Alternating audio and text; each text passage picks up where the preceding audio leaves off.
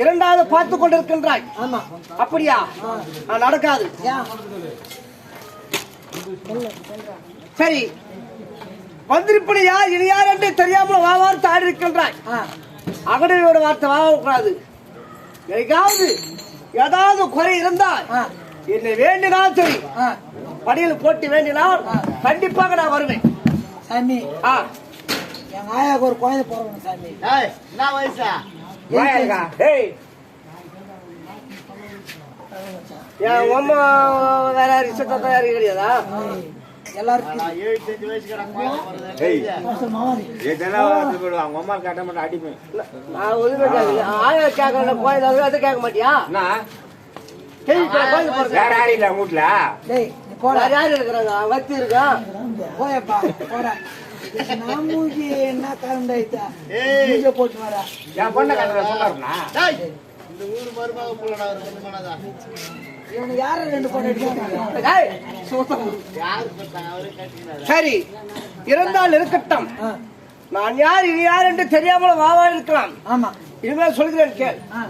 அப்படி வசு தேவருக்கு தேவகி அம்மையாருக்கு 7 குழந்தை பிறந்தது. ஆமா, 8வது குழந்தையாகவே நான் பிறந்தேன். என் தந்தையார வசுதேவர், ஆமா, தாயாரோ தேவகி அம்மையார். 8வது குழந்தையாக நான் பிறந்து அதுக்கு முன்பதாக தாய்மாமன் பூமாதேவி சாபத்தை கொண்டான். பூமாதேவி சாபத்தை பெற்றதால் நான் 1000 பாடிகளே யசோதா அம்மையார் வீட்டிலே வளர்ந்து கொண்டே வந்தேன். வளர்ந்து கொண்டே வந்து என் தாய மாமன் என்று பார்க்காமல் அப்படிப்பட்ட வீர கம்சங்களை நான் மடித்தேன். மடித்து விட்ட பிறகு ராமாயண காலத்துல ராமாயணம் முடியும் நேரத்துல அப்படிப்பட்ட பூமாதேவியை பார்த்து இந்த நாடு தெரிவித்தார்கள். அதே இந்த பூலாக உலகத்தில் பாவங்கள் அதிகம் கொண்டிருக்கின்றது.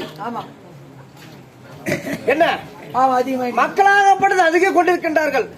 இந்த பூபாரத்தை எப்படியாவது தீர்க்க வேண்டும் வரைத்தார்கள். அதுக்கு தெரிவித்தேன். அடுத்த பிறகு மகாபாரதத்தில் கிருஷ்ணனாக நான் பிறப்பேன். கிருஷ்ணனாக பிறந்து யார் ஒருவரை பார்க்காமல் இந்த பூலோகத்தில் எத்தனை பேர் இருந்தாலும் நான் மடித்து தருகின்றேன். பூபாரத்தை நான் தருகின்றேன் அப்படி என்று தெரிவித்தேன். அப்படி தெரிவித்த பிறகுதான் இந்த மகாபாரதத்தில் கிருஷ்ணனாக பிறந்து முதல் முறையாக வீர கம்சங்களை நான் மடித்தேன். வீர கம்சங்களை மடித்த பிறகு வசுதேவர் கூட பிறந்தவர்கள் தான் அப்படிப்பட்ட குந்தமாதேவி. குந்தமாதேவி தான் இவருடைய அத்தை. அத்தையாகப்பட்டு பெற்றெடுத்த செல்வங்கள் தான் 5 பெயர். தர்மநந்தன், பீமசேனன், அர்ஜுனன், நகுலன், சகாதேவன். இந்த 5 பேர் பிறந்தார்கள். அப்படி ஓர் திருத்திலே சகாதேவன் எடுத்து உயிராகப்படுத்து சிக்கிவிட்டது. எப்படி என்றா,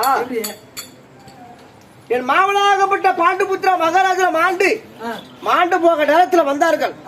அப்படி இன்றோ நாள உயிர் போற நேரத்தில் 5 மக்களை வரவழைத்தார் பண்டைய மாணவரே.